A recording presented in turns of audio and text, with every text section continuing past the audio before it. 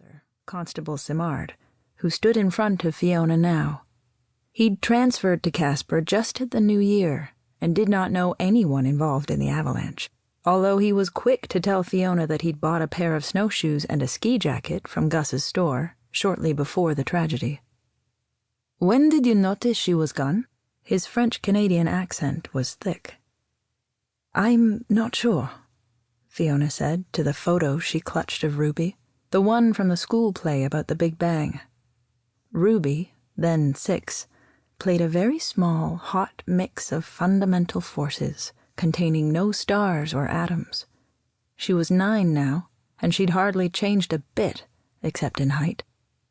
Fiona had not thought of her daughter at all during the night, and not for the better part of the day before.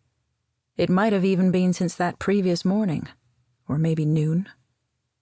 On stage, Ruby's one job was to crouch until given her cue to explode.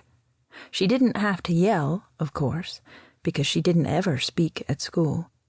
The school was supportive, and the kids always appeared to be too, but Fiona knew they made fun of her, even if Ruby didn't tell her about it.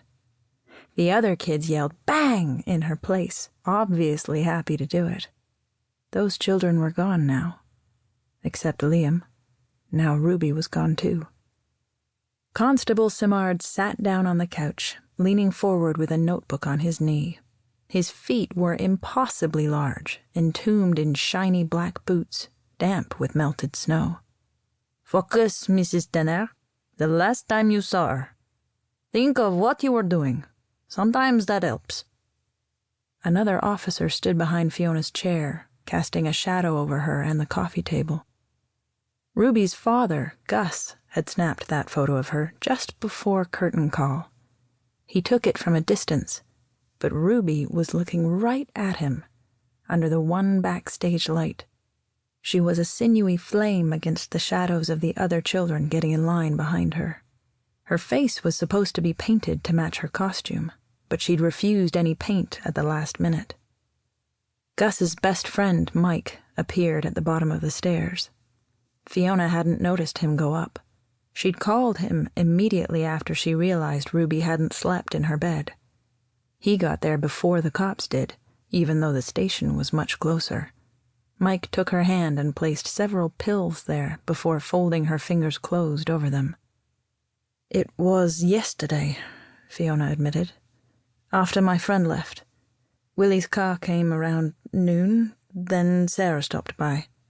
She glanced up at Mike. "I remember now. It was after that. Ruby was with Liam at the door. They'd come back from somewhere. She must have left again later." "Who is Liam?" Constable Simard said. "Mike's son," the other cop offered before Mike could. His name was Arnold, Fiona knew, but she couldn't remember if that was his first name or his last, and she couldn't read the name on his jacket since he was behind her. "He's 9. Mike scratched his beard. "They're in school together."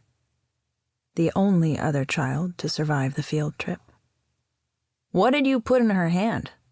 Arnold asked, as Mike handed Fiona her mug of tea, which had gone cold almost immediately in the freezing house. Each time someone spoke, it was marked by a puff of icy white. "Pills," Mike said. "What are they for?" "I don't need them." Fiona tightened her fist. "I'm fine." "She has a mental illness," Mike said. "Bipolar disorder." "I'm fine," Fiona whispered. "Want some water instead of that cold tea?" Constable Simard said. "I don't take medication in the morning." Fiona kept her fist closed, her eyes fixed on Simard as he nodded at Arnold, who put his hand to his radio as he left the room. She heard him in the kitchen, but she couldn't make out what he was saying. "Let's move on so that we get this out to the searchers." He made another note. "Where were Ruby and Liam all day yesterday?" "I don't know," Fiona said. Constable Simard glanced up at Mike. "They're kids," Mike said. "They take off. They know what they're doing. Especially our kids." Liam hadn't come inside, Fiona remembered. He'd said something to Ruby.